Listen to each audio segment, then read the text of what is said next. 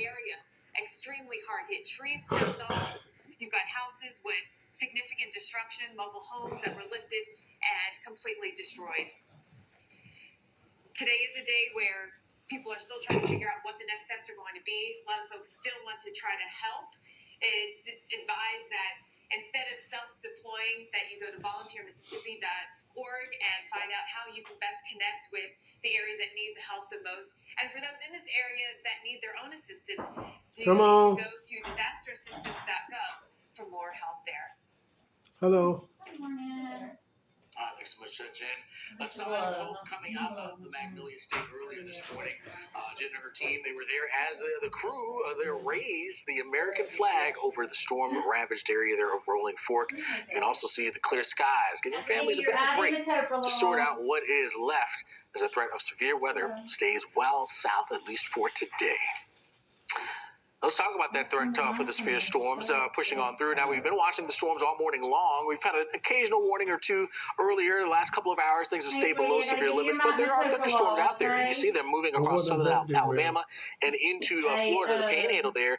Some storms now approaching Savannah. Biggest threat that we're facing is downpours and lightning force, at least at this hour. Working it a little bit closer, you got Mobile. You're seeing some of that rain spreading now along Interstate 10 over towards Crestview.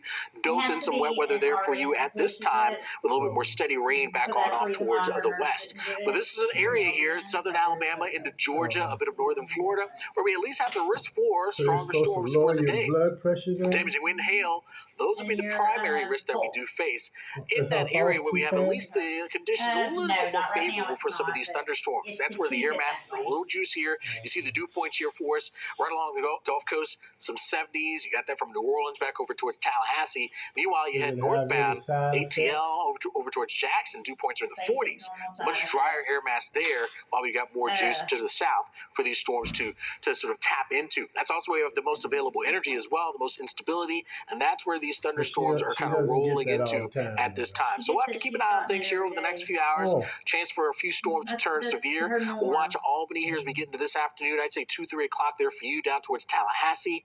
4, 5 o'clock there. Jacksonville gets on some of these storms. The rush hour may not be a fun one with some of those storms around, but things will settle down for us later this evening. Certainly as you're starting to get to bed, winding down. Still a little bit of wet weather here for us as we head closer towards the 4 corridor, but a lot of that will begin to kind of fizzle out. But before that happens, watch for the opportunity for storms to produce some downpours and some flash flooding.